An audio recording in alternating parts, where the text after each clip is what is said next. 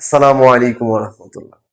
আজকে আমরা মহাগ্রন্থ আল কোরআনের সবচেয়ে পরিচিত একটা সূরার প্রথম আয়াতের একটা শব্দ নিয়ে আলোচনা করব ইনশাআল্লাহ।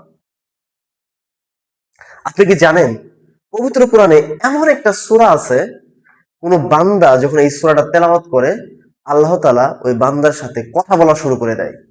আমি আবার বলছি, আপনি যখন এই সূরাটা তেলাওয়াত করবেন আল্লাহ তাআলা আপনার সাথে কথা বলা শুরু করে দিবে। এই সূরাটা আমাদের সকলেরই পরিচিত। এই সূরার নাম হচ্ছে সূরা ফাতিহা। আরো সহজ করে বললে আলহামদুল সূরা। কোন বান্দা যখন সূরা ফাতিহা তেলাওয়াত করে আল্লাহ তাআলা ওই বান্দার সাথে কথা বলা শুরু করে দেয়।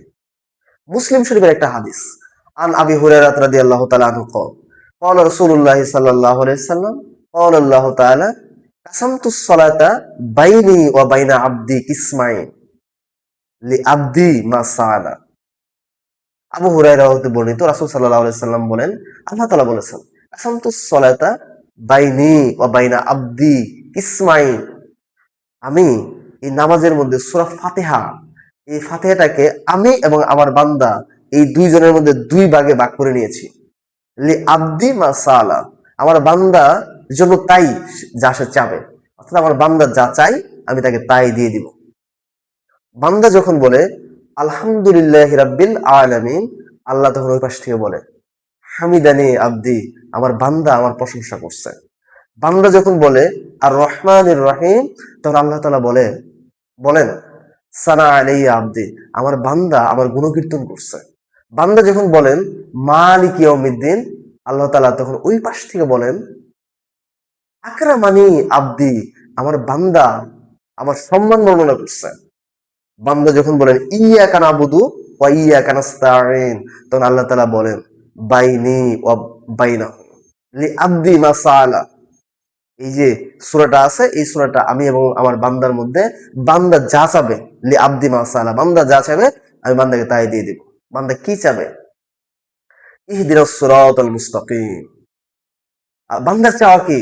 আল্লাহ ইহদিনাস সিরাতাল মুস্তাকিম, এটা মুস্তাকিমের পথ দেখাও। পবিত্র কোরআনের সর্বশ্রেষ্ঠ দোয়া হচ্ছে ইহদিনাস সিরাতাল মুস্তাকিম, আল্লাহ আমাকে একটা সরল সঠিক পথ দেখাও। আল্লাহ তাআলা বলে, তখন আল্লাহ তাআলা বলবেন লি আবদি মা সাআল, আমার বান্দা যা চাইছে তাই দিয়ে দিব। একজন বান্দার জন্য এর চাইতে খুশির সংবাদ আর কি হইতে পারে? সে সূরা ফাতিহা পড়তেছে, এইদিকে আল্লাহ তাআলা ওই পাশ থেকে তার প্রতিটা আয়াতের উত্তর দিতেছেন। আপনি এইখানে আলহামদুলিল্লাহি রাব্বিল আলামিন বলতেছেন, ওই পাশে আল্লাহ উত্তর দিচ্ছেন। আপনি এই পাশে আর রহমানির রহিম বলতেছেন, আল্লাহ ওই পাশ থেকে উত্তর দিচ্ছে।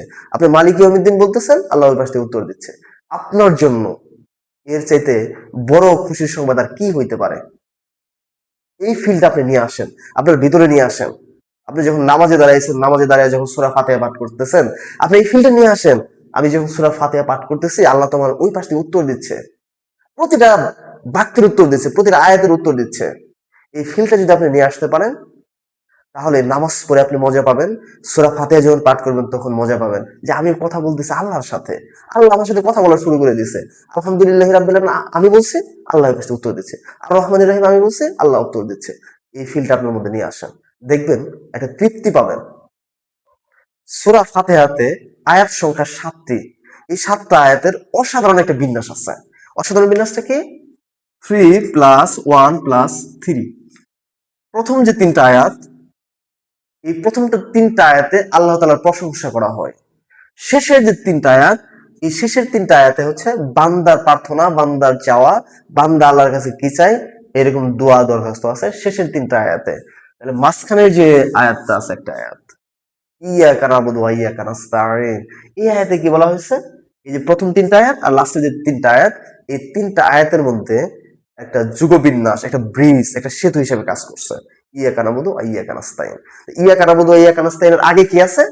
আগের 3টা আয়াতে আছে আল্লাহ তাআলার প্রশংসা, ইয়াকা নাবুদু ওয়া ইয়াকা নাস্তাঈন। এটার পরে কি আছে? পরে আছে হচ্ছে বান্দার প্রার্থনা, বান্দার দোয়া, বান্দার দরখাস্ত। এবার আমরা সূরা এ পর্যায়ে আমি সূরা ফাতিহার প্রথম যে আয়াতটা আছে সেই আয়াতটা নিয়ে কিছু কথা বলার চেষ্টা করব ইনশাআল্লাহ।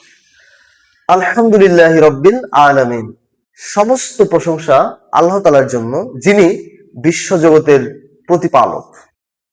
প্রথমেই বলে নেই, পবিত্র কোরআনের শব্দমান, ভাষার মান এত উঁচুতে, পৃথিবীর কোনো ভাষাতেই পবিত্র কোরআনের কোনো শব্দকে পারফেক্টলি অনুবাদ করা সম্ভব না।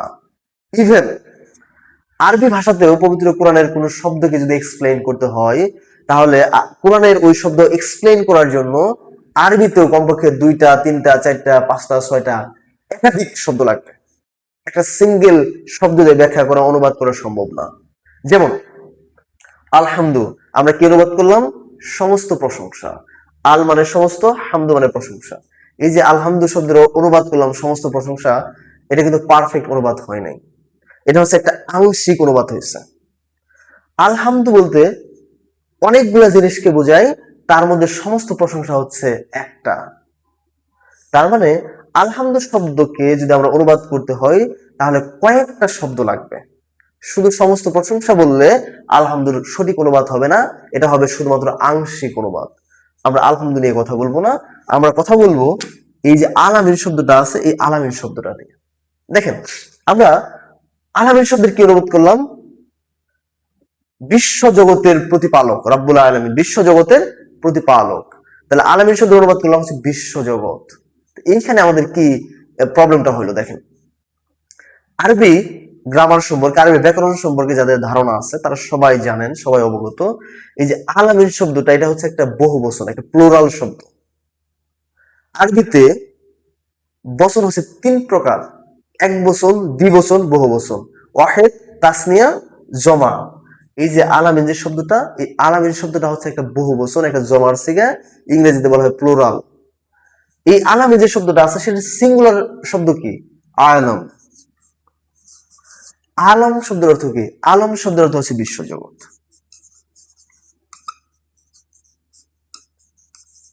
ইংরেজিতে কি বলা হয়? ইউনিভার্স।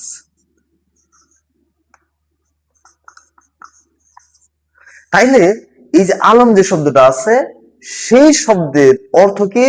বিশ্বজগৎ। ইংরেজিতে বলা হচ্ছে ইউনিভার্স। তাহলে আল্লাহ তাআলা যে আলামিন শব্দটা বলছে, সেই আলামিন শব্দটা কি? বিশ্বজগতের বহুবচন, ইউনিভার্সের বহুবচন। তাহলে জগৎ কতগুলা? আমরা যে জগৎটাতে আছি এটা হচ্ছে একটা জগৎ। আল্লাহর কাছে আরো কত জগৎ আছে। আবার হচ্ছে যে কোয়ান্টাম মেকানিক্সে মাল্টিভার্স আছে। আসলে এই মাল্টিভার্সের যে থিওরিটা, সেটা এখন পর্যন্ত প্রমাণিত না।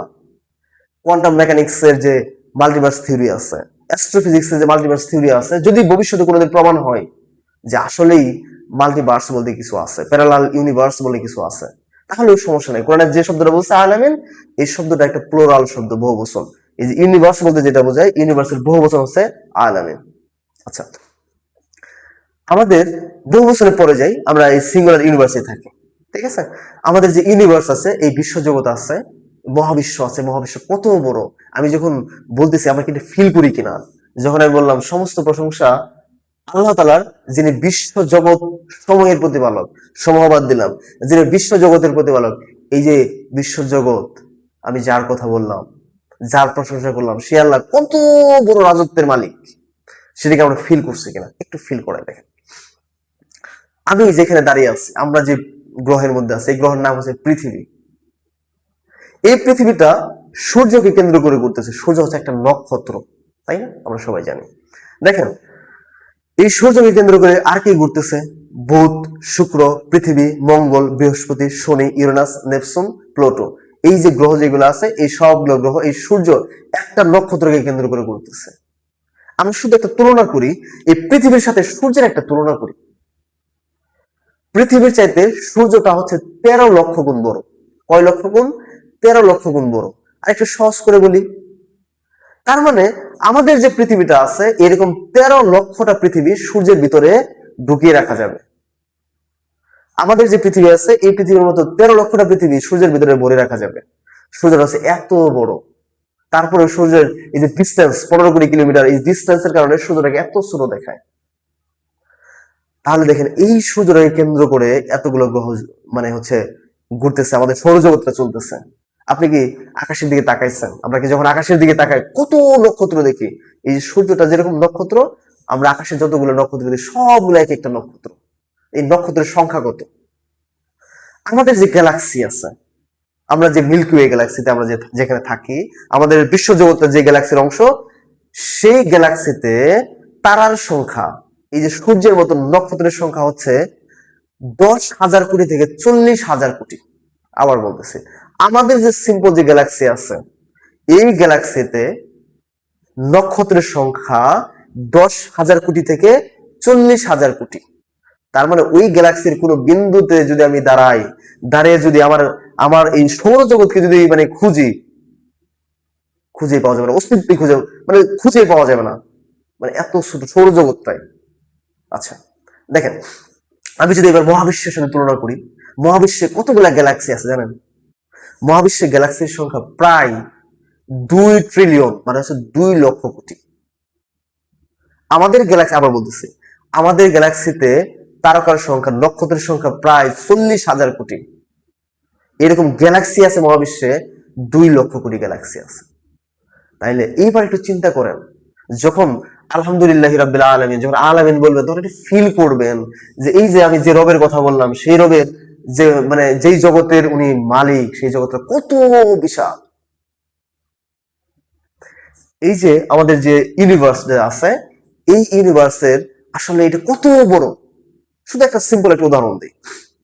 দেখেন, পৃথিবীটাকে যদি কেন্দ্র কইরা এই যে অবজারভেবল যে ইউনিভার্স আছে, যে ইউনিভার্সটা হচ্ছে অবজার্ভ করা যায় বা অবজার্ভ মানে করা যাবে, এই ইউনিভার্সের যদি আমরা একটা সার্কেল তৈরি করি, সেই সার্কেলের ব্যাস হচ্ছে 93 বিলিয়ন আলোকবর্ষ। কত বর্ষ? 93 বিলিয়ন। বিলিয়ন লিখতে কয়টা শূন্য লাগে? 9টা শূন্য লাগে। এত billion light years. Light years কি? আলোকবর্ষ। আলো 1 বছরে যেই ডিস্টেন্স অতিক্রম করে তাকে বলা হয় 1 আলোকবর্ষ। আমরা আমাদের যে অবজারভেবল ইউনিভার্স যেটা আছে, সেই ইউনিভার্সের একটা প্রান্ত থেকে যদি আরেকটা প্রান্তে যদি যাইতে চাই, তাহলে সময় লাগবে হচ্ছে এইরকম 93 বিলিয়ন আলোকবর্ষ, 9,300 কোটি বছর লাগবে। আমি এই ডিস্টেন্সটা একটু একটু একটু বোঝানোর চেষ্টা করি। দেখেন, আমরা জানি আলো প্রতি সেকেন্ডে কত কিলোমিটার যায়? প্রতি সেকেন্ডে যায় হচ্ছে 3 লক্ষ কিলোমিটার। তাইলে এই আলো 1 মিনিটে কয় কিলোমিটার যায়? 60 দিয়ে গুণ করেন। আর হচ্ছে 1 ঘন্টায় কয় কিলোমিটার যায়? আরো 60 দিয়ে গুণ করেন। গুণ করলে হবে দাঁড়াবে 108 কোটি কিলোমিটার। কত কিলোমিটার? 108 কোটি কিলোমিটার। তার মানে আলো প্রতি ঘন্টায় যায় 108 কোটি কিলোমিটার। ঠিক এইভাবে বিরামহীন ভাবে যদি আলো চলতে থাকে, আপনি এমন একটা স্পেসশিপে অথবা এমন একটা রকেটের মধ্যে আছেন, যে রকেটের গতিবেগ ঘন্টায় কত কোটি কিলোমিটার? 108 কোটি কিলোমিটার। এই গতিবেগে যদি আপনি আজকে রওনা দেন, তাহলে ওই যে পৃথিবী মহাবিশ্বের এক প্রান্ত থেকে আরেক প্রান্তে পৌঁছাতে আপনার সময় লাগবে 93 বিলিয়ন বছর। কত বছর? 93 পরে 9টা শূন্য, 9,300 কোটি বছর লাগবে আপনার। এইবার আপনি যখন সূরা ফাতিহা পড়বেন, আলহামদুলিল্লাহি রাব্বিল আলামিন, তখন আপনি একটু চিন্তা করবেন, আপনি যে আলামিনের কথা বলতেছেন, সেই আলামিনের বিস্তৃতি কত? আপনি যে রবের কথা বলতেছেন, সেই রবের যে রাজত্ব, সেই রাজত্ব কত বড়? আপনি কোন রবের প্রশংসা করতেছেন, সেই রবের রাজত্ব কতটুকু বড়? আবার বলছি, দেখেন, এই যে আমরা যেটা দেখাইলাম এতক্ষণ, যেটা আলোচনা করলাম, সেটা হচ্ছে ইউনিভার্স। সেটা কি? ইউনিভার্স। আর আল্লাহ তাআলা এই যেটা বলছে, সেটা কিন্তু ইউনিভার্সের যেটা বহুবচন, সেই শব্দটা ব্যবহার করছে। ইউনিভার্সের আরবি হচ্ছে আলম, আল্লাহ হচ্ছে এই আলমের বহুবচন শব্দটা এখানে ব্যবহার করছে, আলামিন। তাইলে এই আলামিন এইটা কত বড়, আল্লাহ আল্লাহ তাআলাই সবচেয়ে ভালো জানে।